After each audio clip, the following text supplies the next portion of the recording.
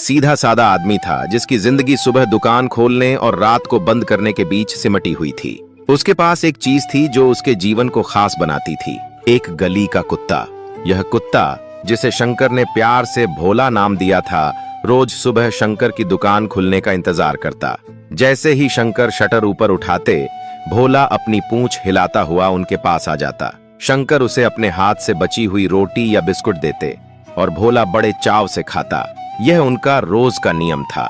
भोला सिर्फ खाने के लिए नहीं आता था, वह घंटों शंकर की दुकान के बाहर बैठा रहता, कभी उसकी दुकान की रखवाली करता तो कभी बस चुपचाप शंकर को काम करते देखता। शंकर भी उसे अपने परिवार का हिस्सा मानते थे।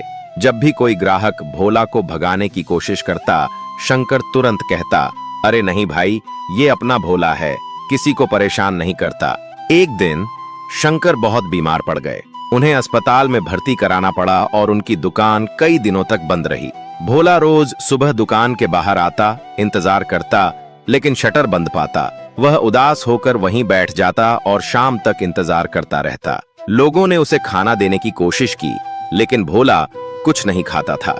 वह बस शंकर के लौटने का इंतजार कर रहा था। उसकी आंखें हर आने जाने वाले पर टिकी रहती थीं, मानो वह अपने दोस्त को तलाश रहा हो। कई दिनों बाद जब शंकर अस्पताल से लौटे तो वे बहुत कमजोर थे।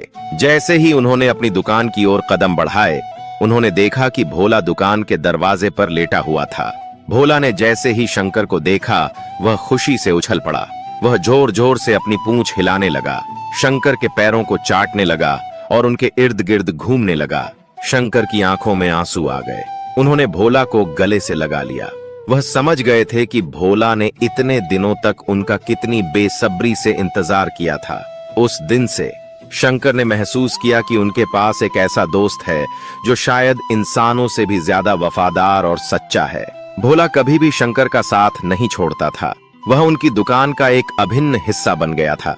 दोस्तों, सच्चा प्यार और दोस्ती किसी भी बंधन या प्रजाति से परे होती है। एक बेजुबान जानवर भी हमें सिखा सकता है कि निस्वार्थ प्रेम और वफादारी क्या होती है।